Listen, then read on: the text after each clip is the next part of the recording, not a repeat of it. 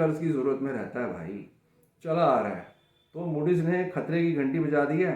अप्रैल तक पाकिस्तान के ऊपर जो ये तिजोरी है ना खाली हो सकती है, और जिससे कि उसका इकनॉमी में उसका जो डे टू डे ऑपरेशंस है ना, वो अब सरकार को करने में बहुत ज़्यादा एक्सट्रीम लेवल में मुश्किल आने वाली है। बात करें पॉलिटिक्स, लेकिन ये जैसे मैंने कहा इससे नीचे गिरकर भी बात हो रही है। तो ये जो हमारा पड़ोस का मुल्क है ना, इसमें तो भैया ये रसातल में चली गई है। मतलब उनके अगर हिसाब से कहें तो पाताल लोक में घुस चुकी है पाकिस्तान की पॉलिटिक्स। गटर पॉलिटिक्स करते हैं, लिटरली वो लोग गटर पॉलिटिक्स करते हैं पाकिस्तान की पॉलिटिक्स। तो दोस्तों फिर आज हम बात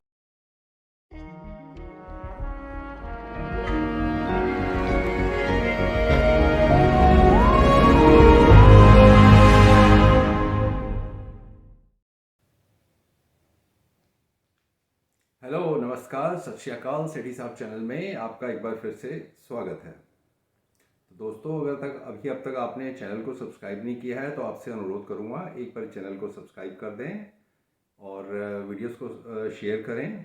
चलिए जी, शुरू करते हैं आज का वीडियो। बहुत ही इंटरेस्टिंग टॉपिक है, आपके लिए कुछ नॉलेजेबल होगा ऐसी मैं उम्मीद करता हूँ। वीडियो को अंत तक ज़रूर देखिए।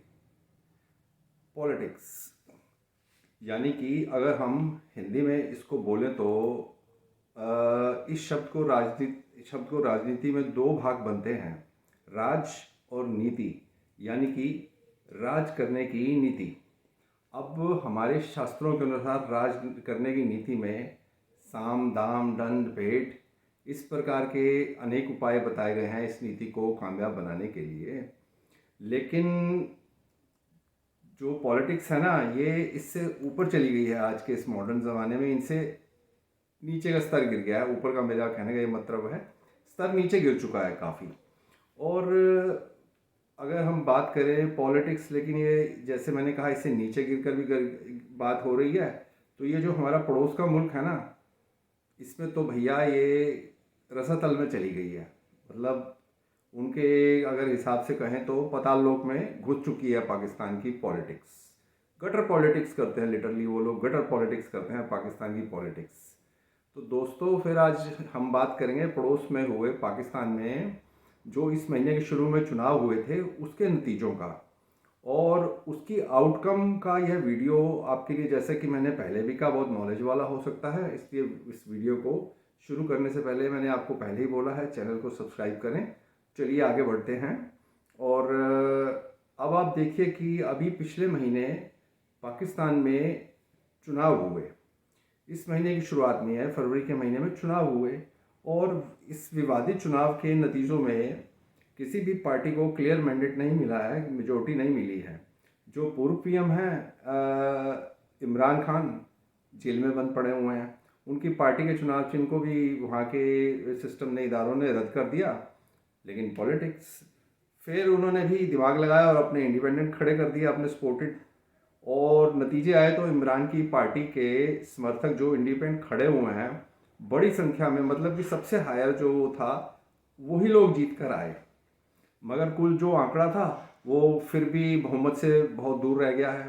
बहुमत के लिए पाकिस्तान की पार्लियामेंट में 169 सीटें ज़रूरी हैं सरकार बनाने के लिए। मगर जो पीटीआई कैंडिडेट्स थे उनकी संख्या मैक्सिमम 93 तक गई। तो इसका आउटकम ये हुआ कि पूर्व प्रधानमंत्री जो है नवाज शरीफ, उनके नेतृत्व वाली पीएमएनएल पाकिस्तान मुस्लिम लीग नवाज और पीपीपी जो कि आसिफ अली जरदारी यानी कि मिस्टर 10% की पार्टी है, उनके बीच बातचीत का रास्ता खुल गया। ये थर्ड और सेकंड नंबर पर आए हैं। नवाज शरीफ की पार्टी को 75 सीट मिली हैं और जरदारी की पार्टी को 54 सीट मिली हैं। लेकिन इन दोनों का टोटल है, उससे भी अगर आप छोटी मोटी पार्टी को साथ मिला सके, और मिल भी चुका है, महिलाएं हैं, कुछ कुछ इनके फंडामेंटल अल्पसंख्यक कह लो या जो भी है इनके, और कुछ आज़ाद उम्मीदवार हैं।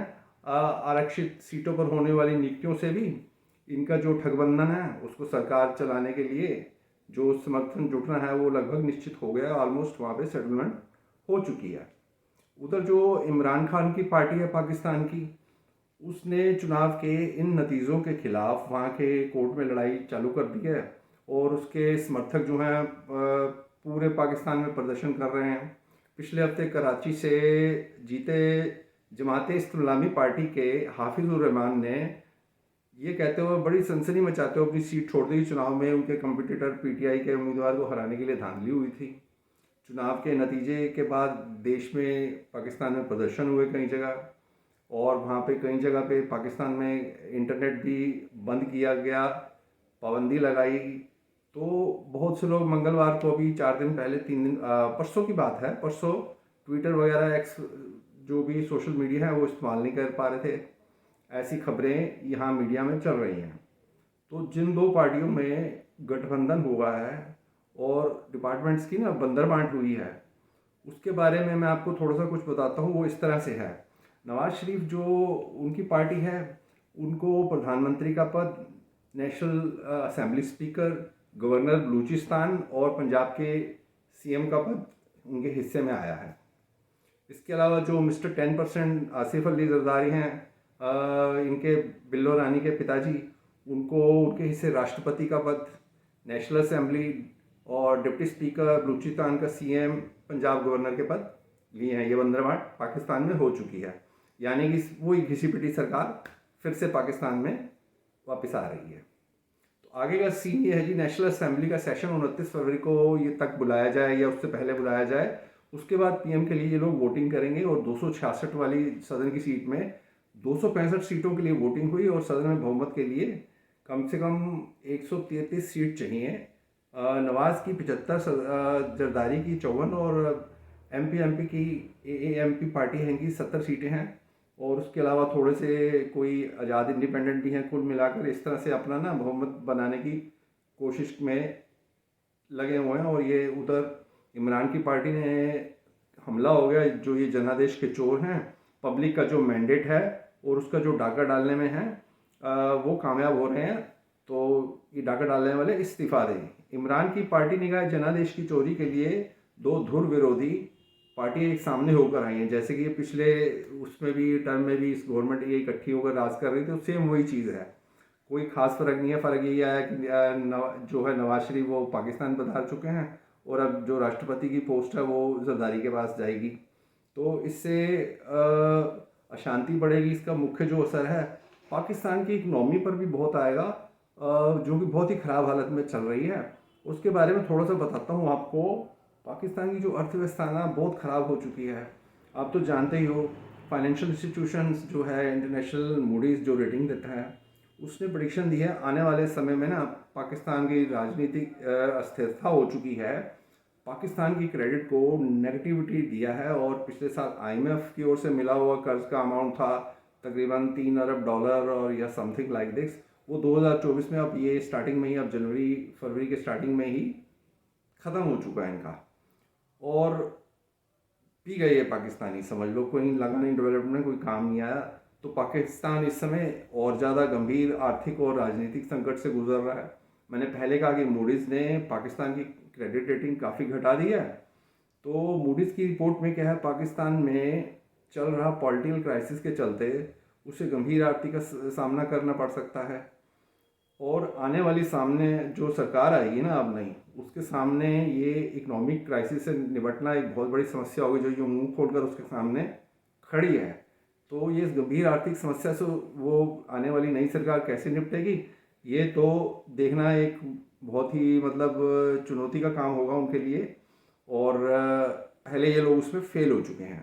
पहले की सरकार आपने देखा होगा, ये शहबाज शरीफ की जो सरकार थी, शहबाज शरीफ की, कितनी बुरी तरह से आर्थिक समस्याओं को संभालने में विफल हुई थी बुरी तरह से, और देश को और रसातल में इन्होंने पाकिस्तान को पहुंचा दिया था। मूडीज़ का दावा है कि राजनीति की अनिश्चितता के चलते पाकिस्तान को जो आईएमएफ में तैयारी कर रहा है नए कर्ज के लिए कहने के लिए, उस पर मुश्किल होगा। पहले से ये आईएमएफ का $50 अरब का कर्ज है यार। पाकिस्तान आईएमएफ से अपने पिछले साल के मतलब जो $3 अरब का, जैसे मैंने अभी पहले बताया, कर्ज लिया था, जो अब अगले कम से कम ये 8वां-9वां पूरा हो चुका है, उसका ख़त्म होने वाला है। पाकिस्तान हमेशा ही कर्ज की ज़रूरत में रहता है भाई, चला आ रहा है। तो मूडीज़ ने खतरे की घंटी बजा दी है। अप्रैल तक पाकिस्तान के ऊपर जो ये तिजोरी है ना खाली हो सकती है, और जिससे कि उसका इकनॉमी में उसका जो डे टू डे ऑपरेशंस है ना, वो अब सरकार को करने में बहुत ज़्यादा एक्सट्रीम लेवल में मुश्किल आने वाली है। और मूडीज़ ने उसकी रेटिंग गिर कर A1 से करके A3 कर दिया है। मतलब CA1 से CA3 कर दिया, जो कि डिफ़ॉल्ट लेवल से सिर्फ 2 पॉइंट ऊपर रह गई है भाई। इसका मतलब वो जो ऊपर तलवार लटक रही है ना इनके यहाँ सड़कों पर लोग उतरने आने की, उसकी डोर कच्ची हो चुकी है, वो कभी भी कट के गिर सकती है इनके ऊपर। अब उनके ऊपर वो गिरने वाली है। अब गिरी कब गिरी वाली सिचुएशन हो गई है पाकिस्तान में, नज़र लगा के रखिए, ये वहाँ शांति मचने वाली है। तो IMF के सर पर इनकी इकनॉमी चलती है, तो इस हालत में पाकिस्तान उसको कैसे निपटेगा, सरकार आने वाली कैसे निपटेगी, आने वाले हम दिनों में हम सब देख ही लेंगे। बहुत ही अजीब सी बात है। आपको शहबाज शरीफ का तो पता ही है, उसको PM बना रहे हैं फिर लल्लू घुंचू हो। और भैया वो आप पहले राज देख चुके हो, वो कितना इनएफिशिएंटली उसने देश को चलाया था। इस वीडियो को अब यहीं समाप्त करते हैं और देखते हैं इनका आने वाले दिन इनका ऊँट किस करवट बैठता है। आपको क्या क्या कहना है इस बारे में, पाकिस्तान की इकनॉमी में आपको आपके क्या विचार हैं, नीचे कमेंट्स में मेंशन ज़रूर कीजिएगा, लिखिएगा। और चैनल को अगर आपने अब तक सब्सक्राइब नहीं किया तो प्लीज़ सब्सक्राइब कीजिएगा। आपका अपना इंडियन चैनल है, इसको सपोर्ट कीजिए। और मैं आपसे इसकी दरख्वास्त करता हूँ, रिक्वेस्ट करता हूँ। इसके अलावा जो ऐसे लाइक माइंडेड पीपल हैं, जो भी आपके वेल विशर्स हैं, उनको ये वीडियो शेयर कीजिए और चैनल को भी शेयर कीजिए वहाँ पर। और इसके साथ ही मैं ये वीडियो बंद करता हूँ। वीडियो देखने के लिए बहुत बहुत शुक्रिया। और भारत माता की जय, वंदे मातरम, जय श्री राम, नमस्कार।